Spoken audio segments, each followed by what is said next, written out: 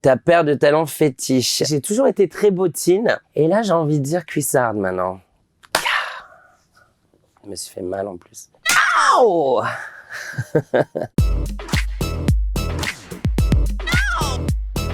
Comment tu vas Yanis depuis 2019? Je vais très bien. J'ai un peu mangé depuis.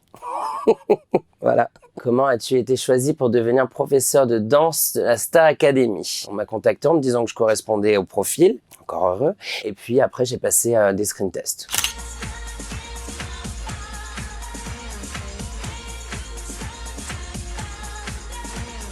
C'était qui ton élève préféré? Sois honnête. Aïe, mais putain, fais chier. En fait, j'ai plusieurs catégories, quoi.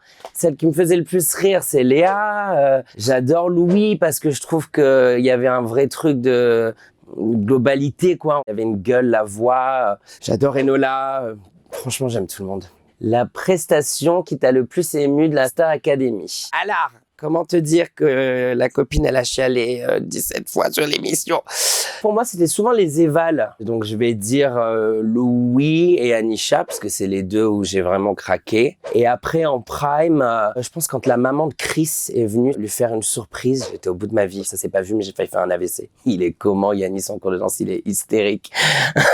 Je crois que je suis bipolaire en vrai, ou alors je suis comme une femme enceinte, quoi. C'est-à-dire que j'ai aucune capacité à contrôler aucune émotion. Pourquoi c'est important la rigueur en danse? Tous les profs que j'ai eus, c'était vraiment à l'ancienne où il y avait vraiment une vraie discipline. Même si on arrivait, qu'il y avait un trou dans notre collant, donc les filles elles avaient pas le chignon parfaitement, je veux dire on était virés. Si on avait une minute de retard, on était virés. Et en fait, ça apprend, ça apprend pas forcément à être à l'heure, parce que je suis toujours en retard, mais ça apprend une certaine rigueur que tu as besoin pour tout métier, quoi. Ça t'a gêné qu'un jeune candidat refuse de porter des talons pour un cours de danse en talons? Ça m'a pas du tout dérangé. On n'essaye pas de forcer qui que ce soit. Si tu veux mettre des talons en maison, si tu veux pas en mettre, voilà. C'était juste fun. C'est ma spécialité. On a donné un cours en talons et on pensait que c'était drôle. Après, c'est vrai qu'il aurait pu se prêter au jeu parce qu'au final, je veux dire, ça a rien à voir. Donc tu peux très bien être hétéro et mettre une paire de talons 1 heure dans ta vie et rigoler, quoi. Les critiques actuelles sur Madonna... Aïe, ça va m'énerver cette question. Les critiques actuelles sur Madonna, t'en penses quoi?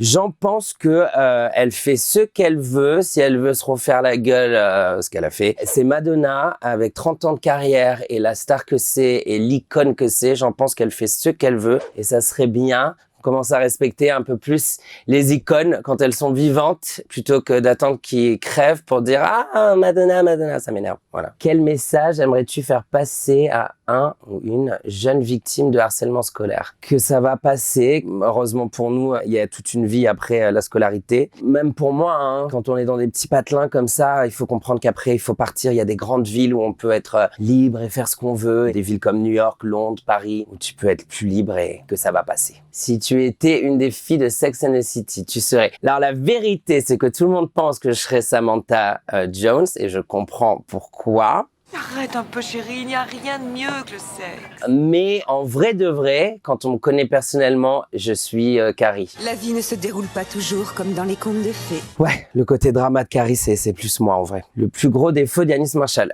J'en ai plein.